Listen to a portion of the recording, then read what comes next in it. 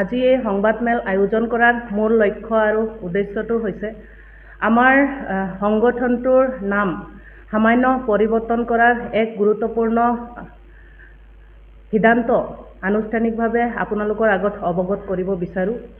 অসমত বসবাস কৰা আদিবাসী জনগোষ্ঠীৰ নাৰীসকলৰ কেইবাটাও বিষয় কেন্দ্ৰ কৰি সৌদ অসম আদিবাসী মহিলা শক্তি 2021 চনতে প্ৰতিষ্ঠা লাভ কৰা হৈছিল। জন্মলগ্নৰ পৰা আজি পৰ্যন্তই আওপাই শক্তিশালী তথা দৃঢ় ভূমিকা পালন কৰি আহিছে।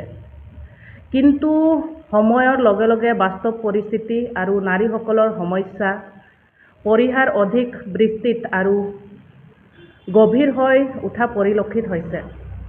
গতিকে অসমত বসবাস কৰা আদিবাসী নাৰীসকলেই কেৱল নহয়, বৰং বিভিন্ন জাতি উপজাতি ধৰ্ম বৰ্ণ ভাষা ভাষী ধনী দুখীয়া শিক্ষিত অশিক্ষিত সকলো মহিলাৰ একেধৰণৰ সমস্যা সন্মুখীন হ'ব লগা দেখা পোৱা গৈছে।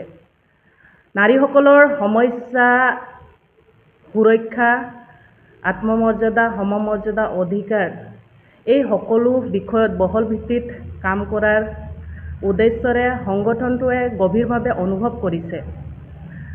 এইখিনিতে আমাৰ সংগঠনত থকা সকলো নাৰীসকলৰ দিহা পৰামৰ্শ তথা উপদেষ্টাসকলৰ পৰামৰ্শত অসমত বসবাস কৰা সকলো নাৰীক সাঙুৰি লৈ খোজ মিলাই কাম কৰাৰ লক্ষ্য আৰু উদ্দেশ্যৰে আমাৰ সংগঠনটোৰ নাম সৌদ অসম আদিবাসী মহিলা শক্তি সামান্য পৰিৱৰ্তন কৰি সৌদ অসম নাৰী শক্তি সংস্থা আওপা হিচাপে আনুষ্ঠানিকভাৱে নামাকৰণ কৰা হয়। গতিকে আমাৰ সংগঠনে লক্ষ্য আৰু উদ্দেশ্যত আগত যেনেকৈ কাম কৰিছিলে আদিবাসী নাৰীসকলক লৈ, এতিয়া তাতকৈও অধিক শক্তিশালী আৰু পৰিণামমুখী হৈ কাম কৰিব বুলি সংকল্পবদ্ধ হৈছোঁ।